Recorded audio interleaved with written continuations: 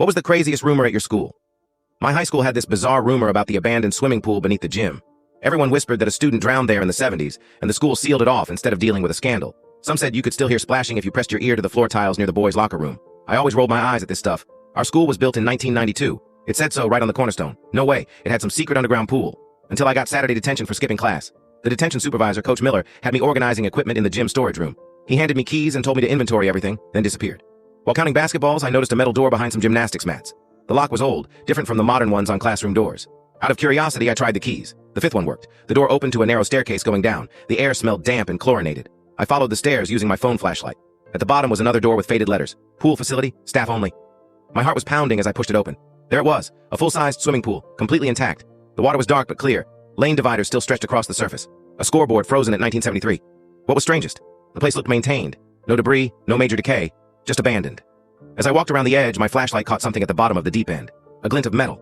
I took a photo, then zoomed in. It looked like a class ring. That's when I heard footsteps on the stairs. I quickly hid behind the bleachers as Principal Whitaker and Coach Miller entered. They weren't alone. A third man in a dark suit carried scientific equipment. Readings are stronger this month, the suit guy said, setting up some kind of meter near the pool's edge. Principal Whitaker sighed. Can't we just drain it? It's been 50 years. You know that's not possible, the man replied. The agreement was clear. Maintain the site, keep it sealed, receive funding. Coach Miller noticed the door I'd left slightly open. Someone's been in here. Check the cameras, Whitaker ordered. If it's students, we'll handle it internally, the suit guy laughed. Like you handled Jason Mercer in 73?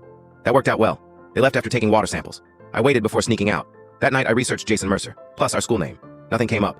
Our online archives only went back to 1993.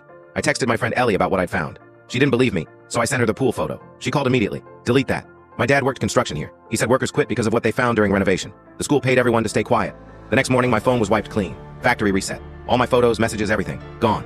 Principal Whitaker announced a mandatory assembly about respecting restricted areas. Coach Miller pulled me aside. Detention today. Same time, different task. After school I found a note in my locker. The water takes what it wants. Don't be next. I skipped detention and went to the public library. Their archives had nothing about Jason Mercer or any drowning at my school, but I did find something strange. According to records, our school property was purchased from Mercer Pharmaceuticals in 1991. As I was leaving, an elderly librarian touched my arm. You're from the high school, aren't you? Looking up, pool incident. She glanced around, then whispered, they didn't drown him. That boy was pushed. I was there. But it wasn't water in that pool. Before she could say more, her supervisor called her away. That night, someone broke into my house. My parents' office was ransacked. The next day, I was called to the counselor's office. A woman I'd never seen before introduced herself as Dr. Mercer from the school district. I understand you've been asking questions, she said, sliding a folder across the desk. We have a special internship for curious students like you. Full scholarship included. Inside was an acceptance letter to Mercer Institute of Science.